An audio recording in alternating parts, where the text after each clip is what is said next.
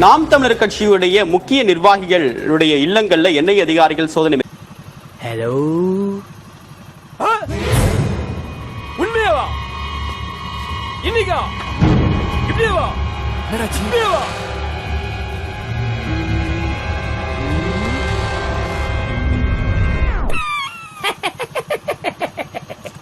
Good news.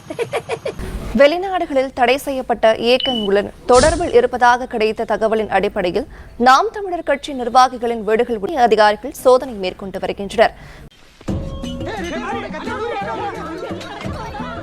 நீ கத்தி எவ்வளவு விட்டாலும் சரி, கதிரியால் தான் சரி, 5 பைசா கிடையாது. நான் விதவிதமா எத்தனை பேர்த்த சாச்சிருக்கேன் தெரியுமா? வெரைட்டிஸ் ஆஃப் மர்டர் இந்தியில அப்படிதான் சொல்லுவாங்க.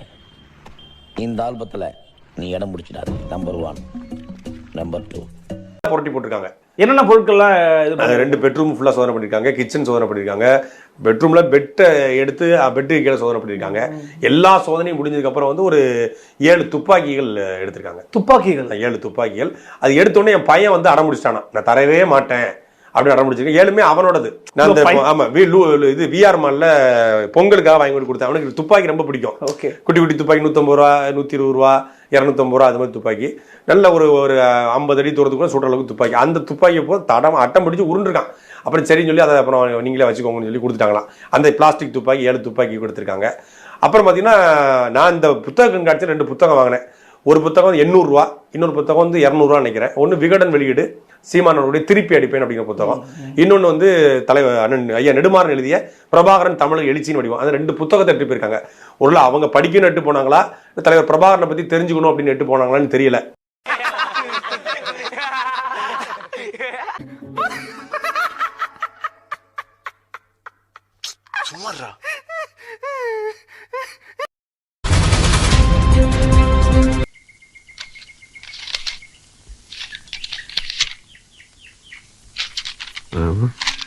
அது ஒண்ணு இல்ல, கீழே போட்டுரு.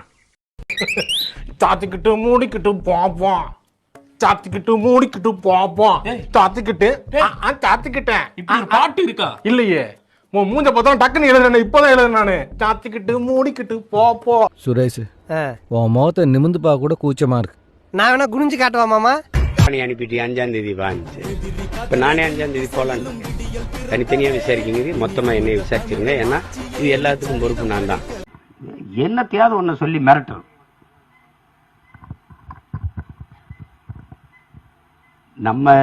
நம்மளை பத்தி அவங்களுக்கு தெரியாது. அஞ்சுவதும் அடிபணிவதும் நம்ம பரம்பரைக்கே கிடையாது. அது எங்களையெல்லாம் உருவாக்கின தலைவன் பயம் என்பது கோழைகளின் தோழன்றாரு. அது நாங்க எதுக்கு பயப்படணும் சொல்லி? ஏன்னா நாட்டை பல லட்சம் கோடி கொள்ளையடிச்சு ஒதுக்கி பதுக்கி பதவியில் இருக்கிறவனே பாதுகாப்பா இருக்க நாங்க நல்லவங்க, நாங்க எதுக்குடா பயப்படணும்?